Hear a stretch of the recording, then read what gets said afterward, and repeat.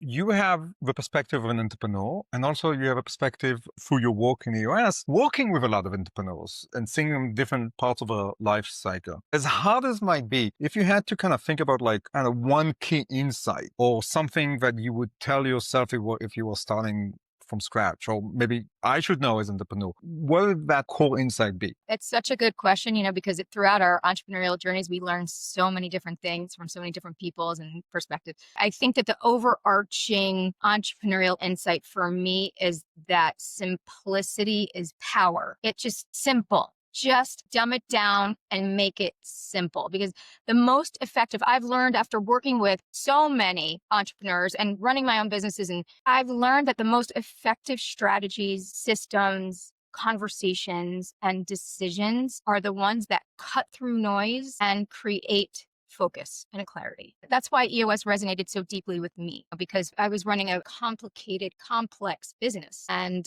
I couldn't figure out how to dumb it down. I couldn't figure it out. Even from simple things like how to have an effective meeting, I couldn't figure it out. As smart as I am, as experienced as I was, it's easy to go on Google and find the answers to everything. And then one of the answers I did find was OKRs. OKRs are this amazing system for getting a company aligned on its raised priorities Yeah. and how to get there. I found through experience that it's very complicated. It's a very complex system. And I spent my life rolling out and managing OKRs. It took over my life. So I knew that that just wasn't the answer for me. So Too when I saw much? Too EOS, much? too much, so complicated.